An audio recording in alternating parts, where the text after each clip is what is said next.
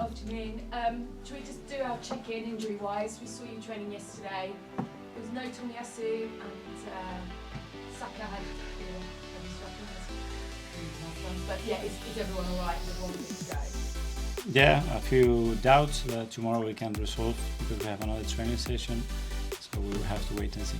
That's over. A few names that you discussed, yes. Jorginho, yesterday you announced that you were going to extend his contract, short-term contracts.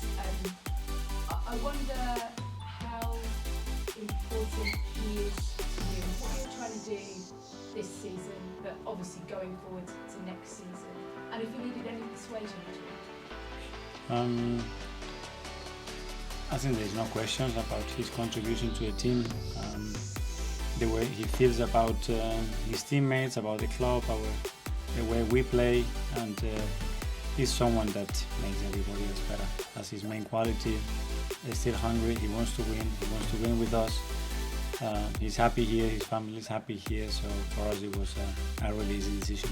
We know he's a little bit like your eyes and ears on the field. Everybody that's watched you like you see the input he has, almost like a coaching point of view. Is there a bit of him that maybe reminds you of yourself then? Well, he's a very important player for all the coaches, I think, because his game understanding, the way he communicates, the way he coaches people is excellent, and you need those type of players. But on top of that, I think as a model, very difficult to find somebody better than him. You know, when he needs to be at it and serious and drag people with him, he does it. And when he needs fun and relaxing atmosphere, he's one of the best as well. So it's a good combination. If I said to you, Mikel, at the beginning of the season, 2 games to go, you'd be writing when the last 2 games and the budget could be yours, what would you say? I would take that pen and sign it. Yeah. And we know that it might not work out the way you want it. And can you give us a sense that if you had done that and you signed that pen, you win your next 2 games, the sense of kind of crushing frustration, disappointment, or is it one of belief and joy because you write well into the game? My brain always took me to the place where we are lifting the Premier League. That's what my brain is doing at the moment. So I just follow my brain and my gut, and this is how I feel. And this is as well the way that I want everybody to think. And hopefully we can achieve it. Just finally for me, Arsenal fans picked up their papers in the morning and saw Fulham doing some kite flying, and they were a little bit concerned that the Premier League fighting might be over. I wondered what you made of that and the idea of bonding, and I guess the best thing you've done with this group of players to bond them, and I suspect it's probably not kite flying. The power of team bonding, nobody knows what is it, but sometimes you get amazing results with it. I've been in teams that we have struggling to win a game and go out for dinner, do an activity, and then it's an unbelievable run. So again, I'm very positive that that's going to be what's going to happen to Fulham. Remember your best bonding? I mean, there was a phase of army training and co-steering and just hitting the sun and things like that. Do you remember you got a moment that stuck out as a group with the team? We've done a few. We've done trips with David Moyes. He used to take us around the US, and one of the best I ever had in my life. Okay, we'll go to Seb from Italy. Hi, Mikel. Hi. Is it tough, like a lot of people, to not be in control of the title outcome? How can you manage that as a player? Well, it leaves you a very clear situation that you have to focus and be determined to do what you have to do to be in the best possible position. That's very simple and clear, and that's what we are doing. And you make sure the players know that it might not work. You have to prepare them to that possible outcome as well. No, we have to think that it is going to work, and what is going to work is that we try to be better than our opponents and beat them. And the final outcome, that would be something else that at the moment is not in our control. Manchester United aren't in the greatest of forms. We saw that at Selhurst Park. Does that challenge in this game, or do you think it's the fixture where it takes the form out of the equation? I don't think about every game has a different context.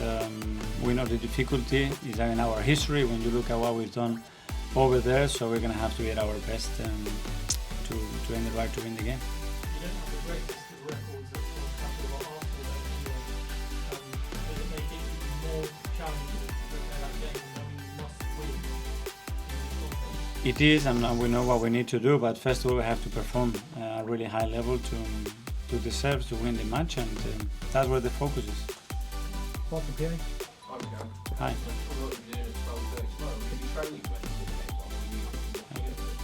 We're going to be training. I don't know if it's something that we can control, but I'm sure people will be connected to it.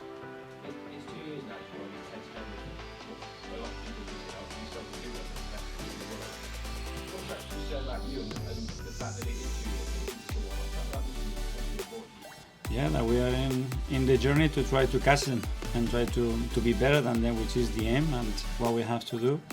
And it is an inspiration to have this level of opposition, and that's what it makes you better always, when there is someone challenge you to go further and further.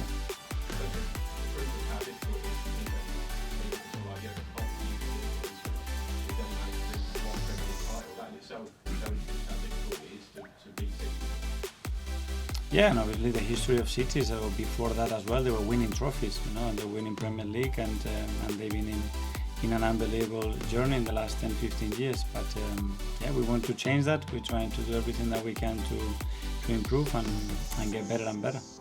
Hi, football London. Hi. You spoke a lot about going to Anfield and being like a relationship. I just wonder if you hold capital. Well, it is different, but yeah, obviously the difficulty is there, the quality of the opposition, the quality of the individuals, the manager. It brings a lot of challenges. So, as I said, we've been in very difficult scenarios this season. We've done very well, and hopefully we can do the same on Sunday.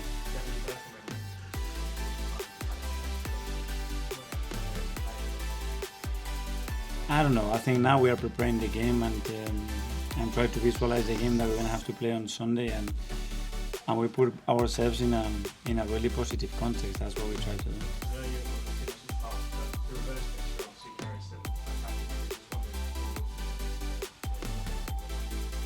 Yeah, it was a game with a lot of alternatives. Difficult one. There were small margins because they had a huge moment when the goal was disallowed. It was a 1-2, and then we turned the game around and scored 2 very good goals. So that tells you the difficulty, the quality of them, and what we're going to have to do to beat them.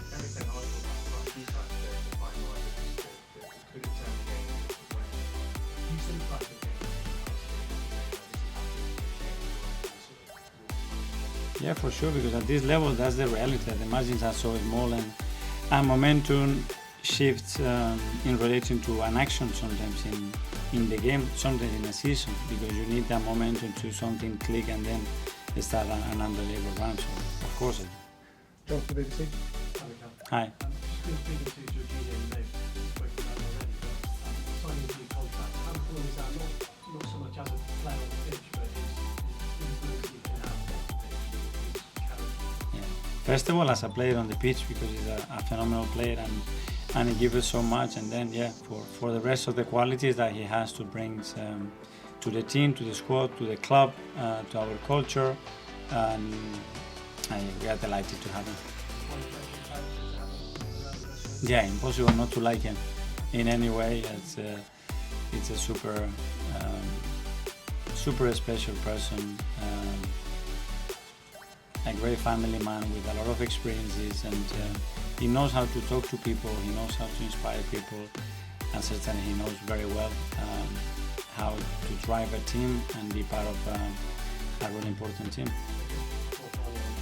would you describe your emotions now? A couple of games to go. Is it excitement? Is there a bit of apprehension there? What is it?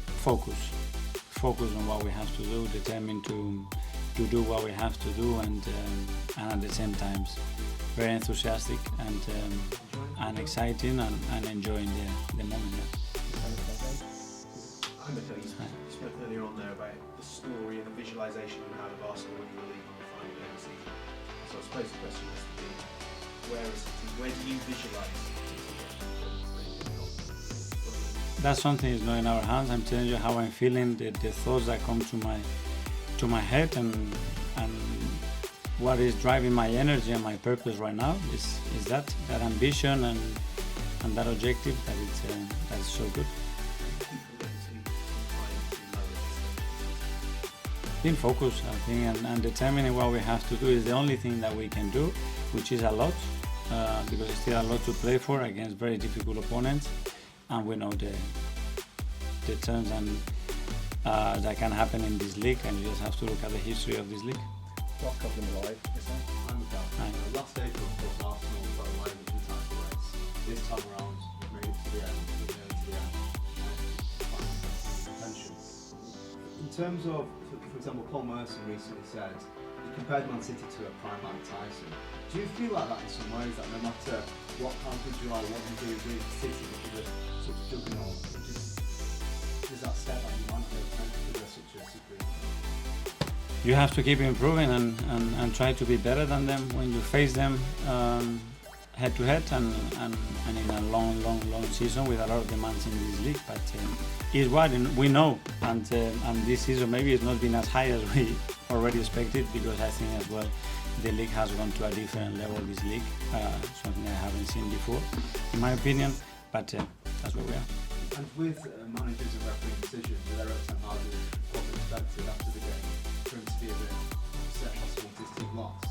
But obviously he brought it up a few times this season. Do you think that gives United a bit of motivation to try and salvage something or get something against yourself? I don't know how they are feeling about this, but yeah, we have enough to think about how we're going to beat them and what we have to be better than them. Yeah, there's a couple of people at swimming that you know well, Michael and William. Have you had any work from No. this week? Not at all? No.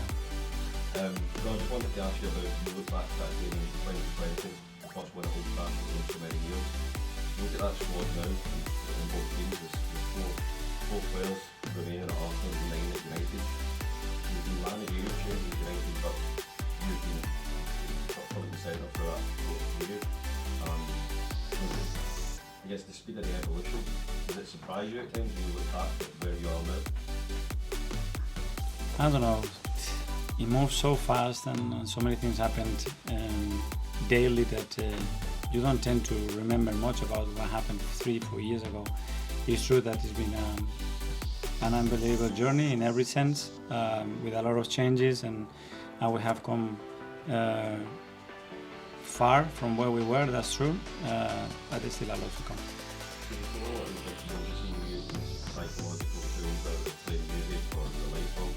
It feels like now the record's so good against top 16, do you feel you the players almost feel like that now, you don't feel that you have to psych them up for the game? Yeah, but sometimes it's not related about lead or not lead, it's about moments, it's about trying to transmit certain ideas or bring an analogy to a situation that we want to face or provoke, and but yeah, obviously the team now is differently prepared to a few years ago.